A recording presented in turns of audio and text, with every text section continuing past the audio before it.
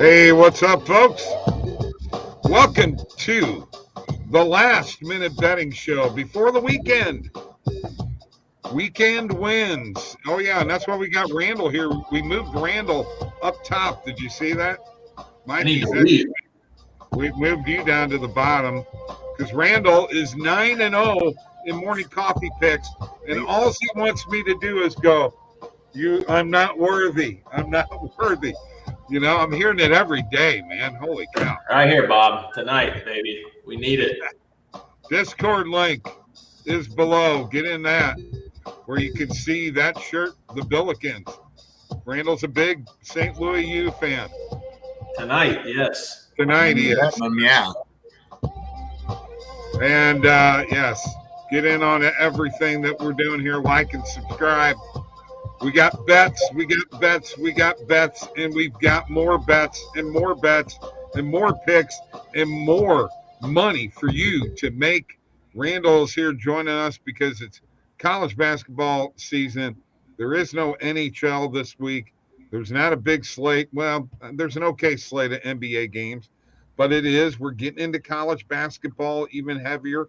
March Madness is right around the corner, and you got to get into your college basketball groove. Right, Randall?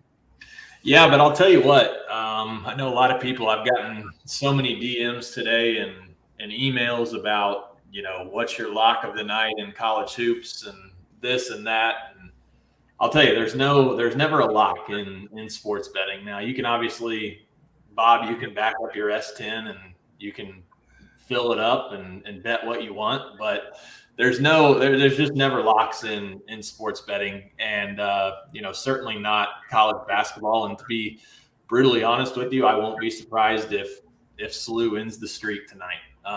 It's just the way it goes. Everybody wants to jump on board during the hot streak, and it goes the other way. I still like SLU though, but I will say next week, historically for me, sports betting is usually one of my worst weeks. So we'll be laying low. I'll be on your coffee show, but we're not going to be giving out. We definitely won't have 9 plays next week. All right. Okay. But, that's a good thing. This is the time of year where we're at. I mean, one of the things that I like to look at this time of the year are teams that are on the bubble, teams that have to win to get in. And, we can jump into those. We can jump into some of those tomorrow. Here in just a little bit when we start kind of looking ahead to games. But that's one thing I always do in college basketball. Every Sunday night, I go through the schedule and I circle every game that I'm planning to bet.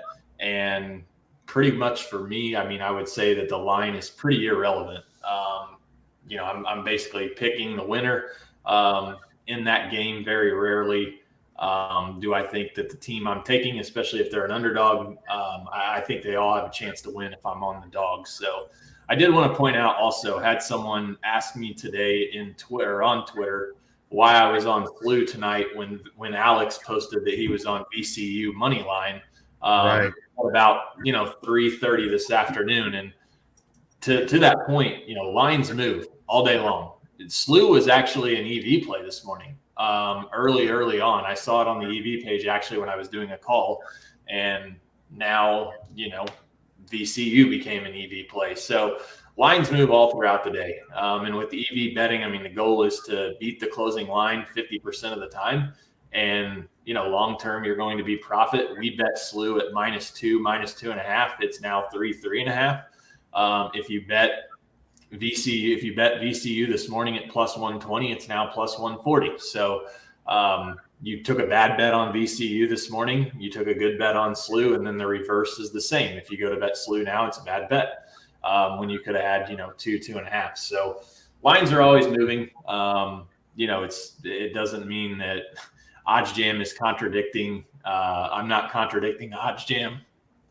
Excuse me. Or trying to go against it. It's just I was on SLU this morning. It happened to be EV. VCU became EV later in the day. So happens a lot. And that's why I like to check. I like to check early, and then I like to check a little late or early afternoon. Then I like to check periodically because you can catch things like that because I've done it time and time again, even on a player prop. guys overs the play. Always. 5 hours later, it's like, and what I usually do like that is if I have a hedge opportunity, maybe I'll roll with that. If not, I'm just going to ride out what I had early and, go from there. See what happens, right? Yeah. And you're hoping, I mean, obviously you're not beating the closing line probably later in the day, but that's, the name of the game is doing that 50% of the time. So if you can do that, you're going to be fine long-term. I mean, I always say, Angela's with us, guys. Say hi real quick, would you? Hi, Angela. Hi, Angela. I think I talked to her earlier this week. I think she reached out. I think I responded to one of her emails. So nice to see her. Nice to see her in here. So are we ready to jump into tomorrow, Bob? Yeah, whatever you want. We're at your disposal. I do want to say one thing. Mike talked about player props.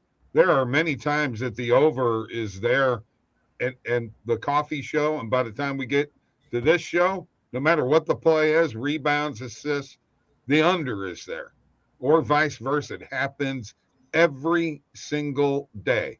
And didn't you tell me, Randall, people start betting one side, and then, I mean, the bettors are the ones doing it, right? Yeah, I mean, sports bettors are moving the lines, and obviously, now if you took SLU money line this morning at -133 when it was on the EV page, you could have taken VCU plus 140. It's an ARB. It's a risk-free way to make money. So a lot of different ways that you can make money. But yeah, I mean, we'll jump in here tomorrow. I mean, it's one of, I don't know if it's one of the best, but it's a good slate of college basketball. You can see here this first game. This is one that I have actually already bet. And if you're betting it now as you're watching this video, either live and in real time, or later on, you're late to the party, but I don't really care. I actually, earlier I locked this in. I got Virginia Tech +1 on Caesars. You can see that it's now -2. And the reason I bet this, I mean, I was already on Virginia Tech. Like I circled it, earlier in the week, but this line actually opened -2 on Bet Online. And so with this screen that I have, and you can obviously reach out to me and I can get you this as well to be able to see the line movement history. But you can see here, this line on Bet Online, when it opened, they opened Virginia -1 immediately within 35, 40 minutes. Virginia Tech now -2. That tells me right away, sharps, professional sports bettors on Virginia Tech. So, I mean, I was already on Virginia Tech. I snagged +1. Do I like them at -2? I mean, probably at this point, you can get -1.5 on FanDuel. I'd probably just lay the money line on Virginia Tech. This is a game that I just mentioned earlier.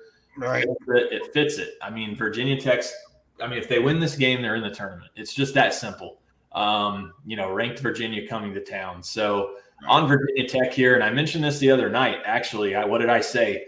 The next game you see Virginia Tech play is probably going to be, there's going to be some value because it looked like in the box score, they got blown out by Miami, but you and I both know otherwise.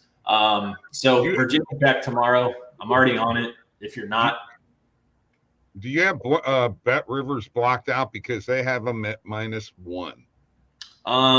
Well, I can get about $1 down at Bet Rivers. So yeah. So yeah, to your question, yes, Bet Rivers is gone, but yeah, Bob says you can get -1 on Bet Rivers. So yes. Yeah, I mean, money line -1. I mean, I'm going to tell you guys right now, when it comes to college hoops, these lines are so tight. I mean, -1, -1.5, especially -1. I mean, why lay -1? If it lands 1, I mean, you could have laid 115 versus 110, and you get a win versus a push. I mean, 5 cents I'm not really worried about. We just saw this line move in real time in front of us. Rutgers, Michigan State. I liked Rutgers actually earlier in the week, but for some dumb reason, they're playing this game at Madison Square Garden. This is a very cool feature on the screen as well. You can see where the game is. So this is a neutral site for a pretty important game in the Big Ten. So I'm off this game. Kansas, Iowa State, pretty intriguing. No real solid lean on that game. A couple of the other ones that I was looking at, Oklahoma State. I wish I would have locked this in earlier. I didn't. I thought the line would actually go the other way.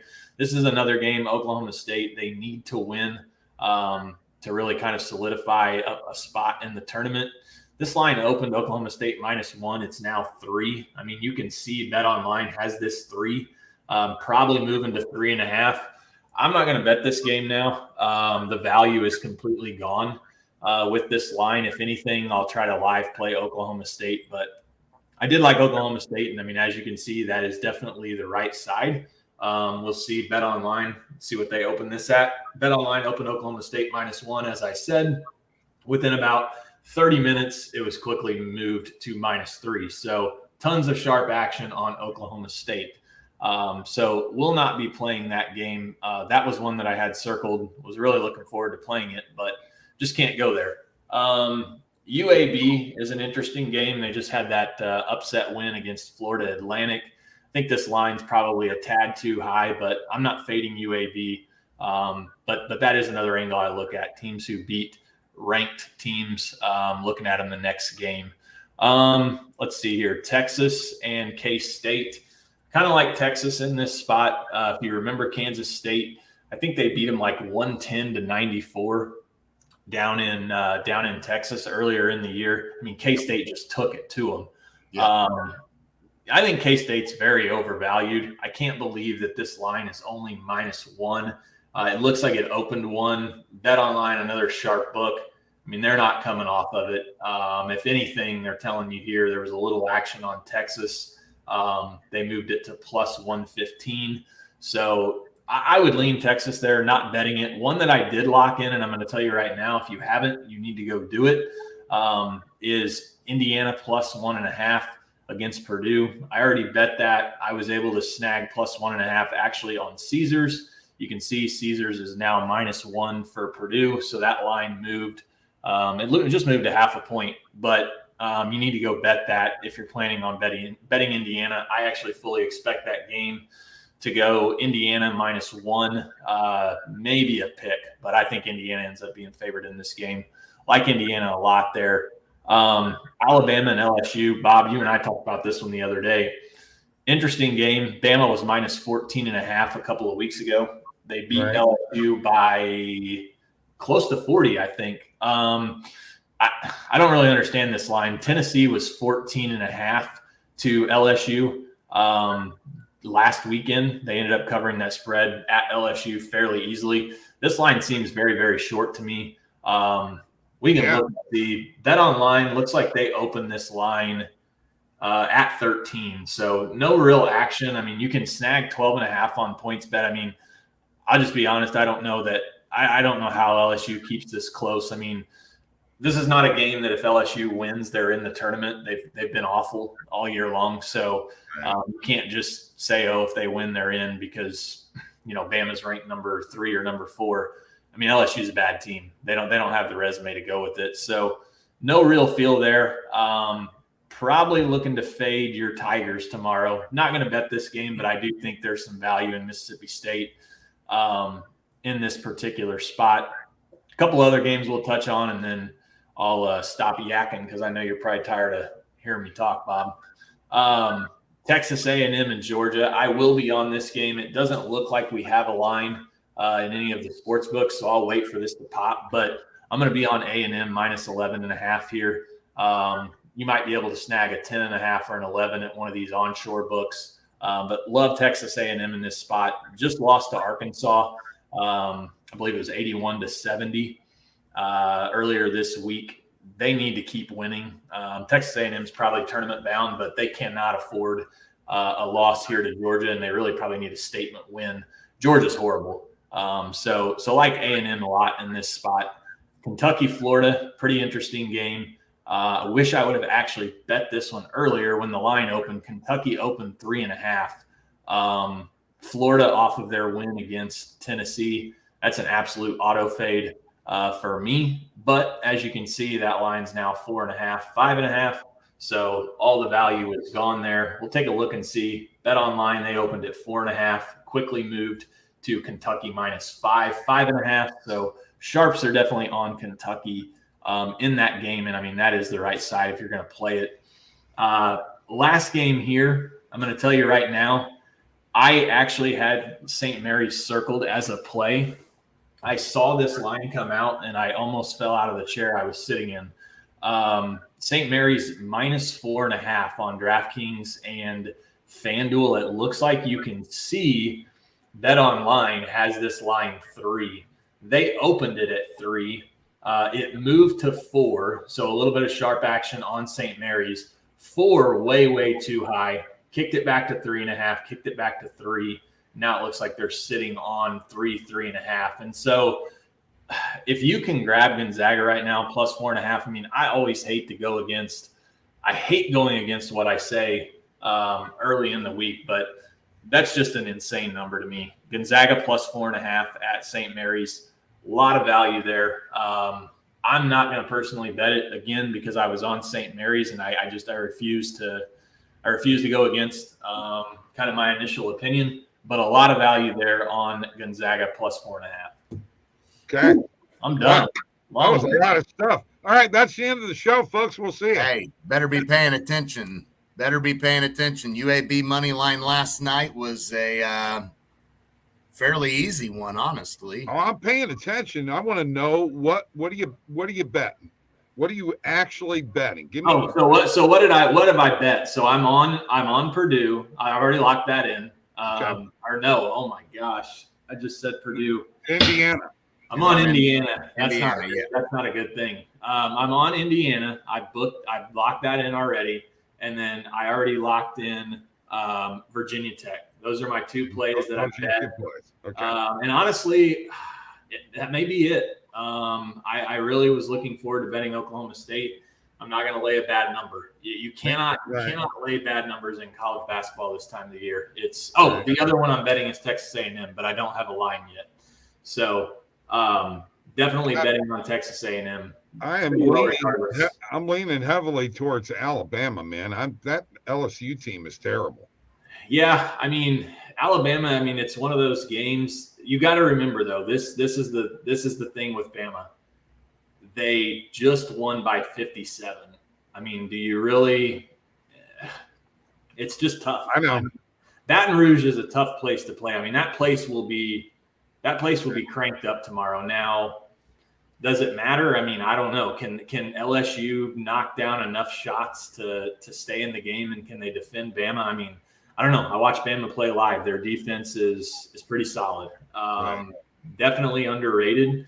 But I mean, it's the Bama line it's one of those that kind of looks too easy. But maybe it is. I mean, maybe it is. Angela says, thanks for teaching me what the lines mean when they move. And thanks for posting the live link and ticket so I could join. Thanks, Randall. Wow, Randall, you are a star this last week in 2 weeks. Holy cow. I'm ready for March.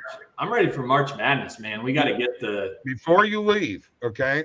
Now you say my Missouri team. It's Mike's Missouri team too. Mike, you're gonna go first.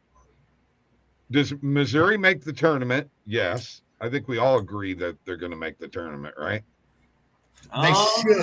They should. I think they probably should, but there's a lot of games left to play. You know what I mean? Right. So, that's true. Like where they're sitting right now, I think they got a pretty good shot at getting in. Their strength. So I use this website, and I don't.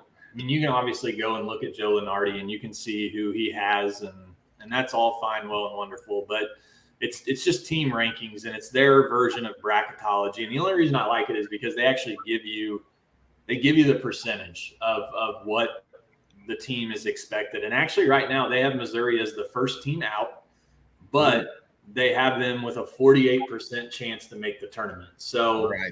A win tomorrow at Mississippi State. That's a big one, yeah. That's a quad 1 win. Probably gets them in. I mean, they did beat Iowa State. That's a good win, even though it was at home. Still a worthy, a worthy win. I think in looking at their schedule, I mean, they have to. If they beat Mississippi State, it's going to do them well. But the issue for Missouri is they're at home against South Carolina. The next game, they cannot lose that game. They have to. That is a must win. Yeah. Then they travel to Tennessee, which, I mean, that's going to be a tough place to win. Then they travel to Auburn, probably not winning there. Then they're at home against A&M, which that's a game, too, very similar to Mississippi State. If they win, they're probably in. And then they host Mississippi State. So, I mean, they end the year at Georgia, at LSU, and at home against Ole Miss. So those final 3 games are pretty meaningless. I mean, their schedule really starts tomorrow with kind of South Carolina in the middle. They got to find a way to win of their next 6, at least 2 or 3 of them. So if they're in, guys, what do you think their seed is? They're probably a 10 or an 11. 10 or 11. Okay. I think. I mean, it's going to depend. I mean, if they can knock off Tennessee or Auburn, I mean, they're going to jump to probably an 8 or a 9. I mean, the issue with Missouri is going to come down to, can they score? Can they score? Right. I think we've seen that all year. When they score, they're deadly. Yeah, I agree. They needed to beat out. I know it's crazy to say Alabama's great. They needed to beat Alabama to make up for the blowout loss against A&M and Florida, because those 2 losses now, although A&M is decent, but those 2 losses would have been all would have been good. If they would have beat Alabama, you would have forgotten about those 2 losses. Right. Now, since they lost and they got thumped by Alabama, I mean, they did. Now looking at those 2 losses, you're like, man, they've just had too many letdowns here that they've got to make up for still. Got to get to a Super Bowl bet here real quick, guys. Akana, no touchdown opening kickoff. No plus touchback. 140 on DK. No touchback, Bob. Not no touchdown. I'm sorry. Did I say touchdown? I'm sorry. Yeah. Saying no touchdown, that should be about that. What I mean, is that that ain't happening. Oh no, I think it's a good bet. I mean, no touchback. I mean, if they don't kick it through the end zone, I mean, they usually always return it. Well, that's true. I don't know. There's a lot of, I mean, those prop bets and things. I'll tell you, when I went to Vegas, and then I'll jump and let you guys do your show because I've killed here 20 minutes. But when I went to Vegas, I bet so many just like player props when I was out there for the Patriots and Falcons Super Bowl. And I actually had the Patriots in the game, but I mean, I gave back probably 100 to 150 of what I won just on player props. Because I mean, I'm going to bet it just because it's the big game. And I think I was betting I hit New England for 750. And then, I mean, I was just putting $20 on these prop bets, but it adds up when you don't win. Oh yeah. Absolutely. All right, Randall, thank you. Mike's going to get to some positive EV plays. Hey, by the way, no prize picks, 5 flex for me today. I'm done.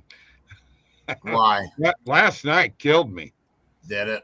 Oh yeah, it was bad. Only one of those hit. So yeah, I know it was a rough one.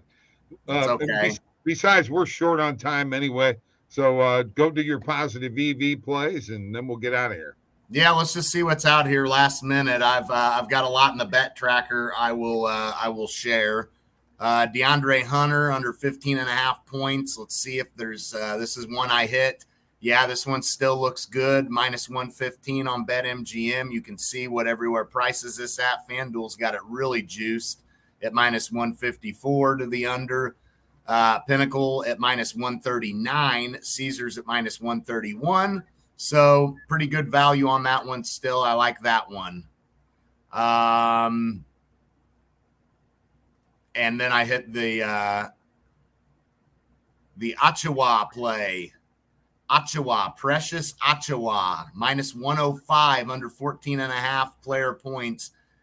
You can see here getting minus 105 on getting underdog value for a play that's favored to hit. So I would take his under tonight for sure. James Harden over 6.5 rebounds. I got to be honest with you. I don't hate this play. I know he's not necessarily but look, Harden's not a scorer anymore. He's a facilitator. So rebounds are more likely for him to happen now. I like the value on this last minute. I'll go light on it and I'll sprinkle 25 to go hit that plus 116 on Bet Rivers. But I like that play. I mean, it's not like Harden's not. I mean, he's not looking to score anymore. He's looking to feed Embiid, and which that rhymed, by the way, right? Feed Embiid. Feed Embiid. Yeah. Good job. But yeah, I mean, I like that play. This one's amazing right now. If you, this one just popped up. Şengün over 33.5 PRA, +1. Oh man, we missed it, didn't we? Crap. They took that bad boy off. Anyway, we would have been getting +105, and you see everywhere favors that to hit heavily. So they took that off the board. Huge edge on that play at 6%. Dang it. Man, that's a bummer because that's a really, really, really good bet. Tobias Harris under 15.5 points tonight. Yeah, roll with it. +100. FanDuel favors this to hit.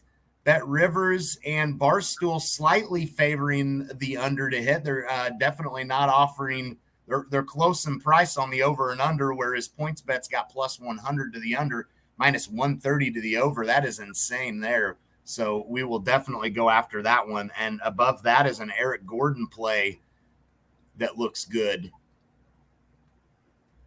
Yeah, lots of bets. Lots of bets. You found some, yeah. Davion Mitchell to -115 on his under 9.5 points. Look at what everywhere prices that at -166. Wow.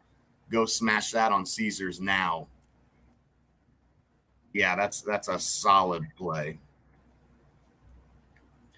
Yeah, lots of them showing up right now here. There was one more that I missed the Eric Gordon play, didn't I? Let me scroll back. Saw an Eric Gordon play that we were getting +100, and it looked like fair odds were like -1 something. Dang it, it's gone. But I'm gonna hit Precious here. Şengün over 5.5 assists tonight.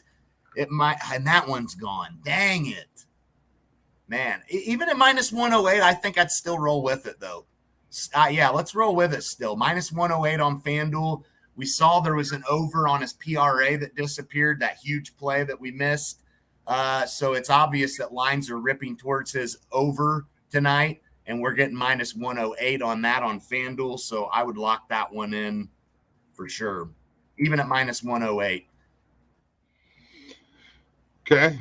And then Hale-Burton under 2.5 threes. Yeah, I'll roll with that. +102. Fair odds are -100 on it. So it looks like this is a play that a lot of books, Pinnacle's favoring, DraftKings, Caesars, BetMGM, all favoring this. PointsBet's 50-50 on it, -115 on both sides. So they're, flip of a coin on what they're thinking is going to happen. A lot of books favoring him to hit his under. So I like that play too.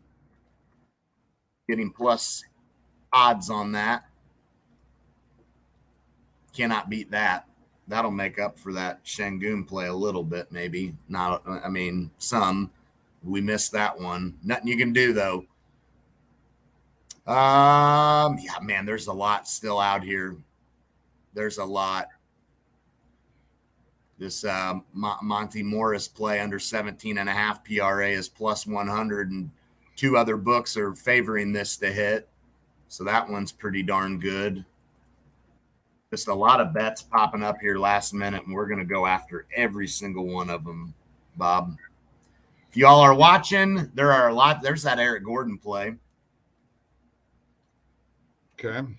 That one's, but I'm skipping that one because there was one up here that looked good. I think I got to scroll up a little bit higher, but yeah, man, there's a ton. Yeah, Drew Eubanks over 7.5 rebounds at +100. Looks like, look at this. BetMGM will give you +100 on the under. Nowhere's, that's great. And we're getting +100 on the over. So that one's good to sprinkle a little bit on too. It's all kinds of plays out here to hit last minute. And that's why we do this show. Yeah, I'm going pretty heavy on this right now. I'm not gonna lie, but hey, there are some good ones out here. You can see some of these I've already hit. Plumlee over we'll skip that. You got 3 books offering plus 120, so I'm not as hype about that play. Well, yeah, plus he's your nemesis. You got bad luck with him, remember? Yeah, he is. How about Porzingis under 34.5 PRA, minus 108? And you can see that 2 books that offer odds besides, because Bet Rivers and Barstool always have the same odds, so it's kind of like one data point in a sense. So you compare 2 to 1 favoring this. That's a misprice for sure. All right. All right, that's all. I'm going to go to my bet tracker here real quick and show off all that I got out there because I got a lot. We'll go to the sweat station. Best bet tracker in the business, folks. Best. Yes, it's amazing. Rough night last night, but that's okay. That's okay. But yeah, unbelievable stuff here. You can see upcoming bets, what I've got out here. I've got a ton out here because I just hit a lot last minute here with y'all. There they all are. Just hail what you want. That is all of them. There's a lot. I've got a lot of volume out here tonight. Let's see what ends up happening. 37 upcoming bets. You can see how this all works. Pretty awesome stuff. And that is all I got. That's all we got. It's time for the weekend. Let's get some wins this weekend, folks. Good luck to you. Good luck to you. By the way, Mike, my All-Star Skills video is almost up to 100 views. Wow. I'm surprised. People are watching the All-Star game. That's coming up tomorrow, folks, or tonight. Tonight's a skills competition. All-Star game tomorrow in the NHL. Kyrie Irving wants to be traded. Imagine that. Big baby. See ya.